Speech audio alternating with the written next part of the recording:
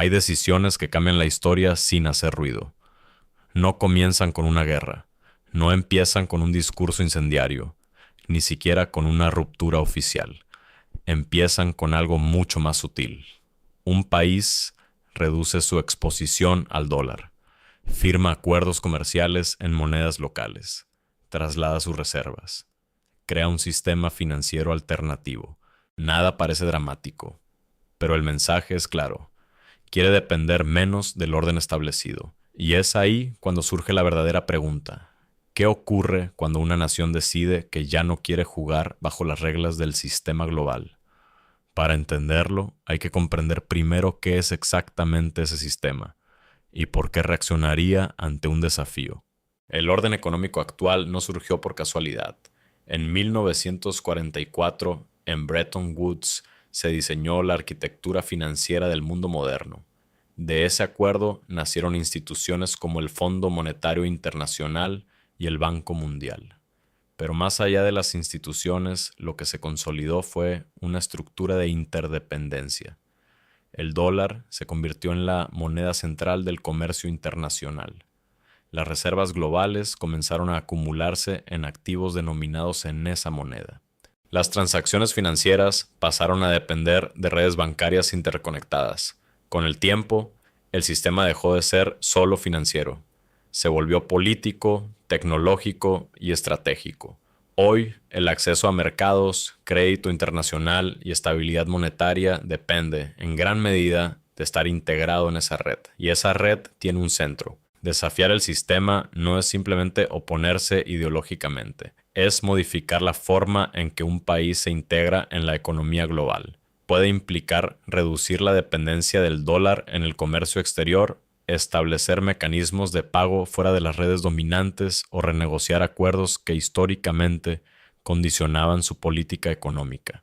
También puede significar fortalecer industrias estratégicas para disminuir vulnerabilidades externas, reestructurar la deuda bajo nuevos términos o diversificar alianzas financieras hacia bloques emergentes. En esencia, se trata de recuperar margen de maniobra. Y en el tablero global, el margen de maniobra es poder. Cuando un país amplía su autonomía, altera equilibrios existentes. Y los equilibrios internacionales no cambian sin generar fricción. La respuesta rara vez es inmediata o visible. Comienza en los mercados, el acceso al crédito se encarece, las agencias calificadoras revisan el riesgo, los capitales especulativos se retiran, la moneda local sufre volatilidad. En algunos casos pueden activarse sanciones formales, restricciones comerciales o limitaciones en el uso del sistema financiero internacional.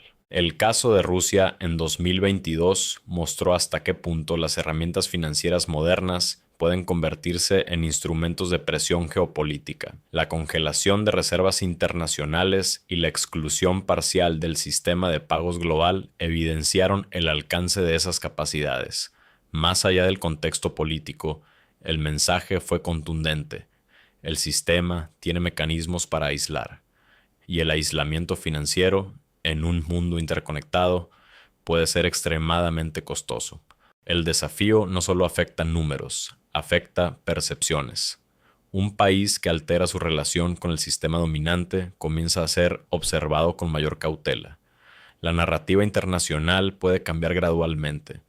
Lo que antes era visto como una política económica soberana pasa a interpretarse como un riesgo. Los inversores buscan estabilidad. Las empresas buscan previsibilidad. Los mercados buscan confianza. Cuando la percepción de riesgo aumenta, el país enfrenta no solo barreras formales, sino también una reducción silenciosa de oportunidades. En el orden global actual, reputación y economía están profundamente entrelazadas. Pero quizá el terreno más complejo no esté fuera, sino dentro del propio país. Reducir dependencia externa puede implicar ajustes internos profundos, cambios en el modelo productivo, reformas fiscales, control de capitales, reorientación de importaciones. Es un proceso que exige disciplina económica y estabilidad política. Si la transición se gestiona mal, pueden aparecer inflación, escasez o fuga de capitales. Si se gestiona bien, puede generar mayor resiliencia a largo plazo. La diferencia no está solo en el acto de desafiar, sino en la preparación estructural previa. Porque todo sistema internacional se basa en incentivos. La moneda dominante ofrece ventajas a quien la emite, mayor capacidad de financiamiento, influencia sobre flujos globales y poder estructural.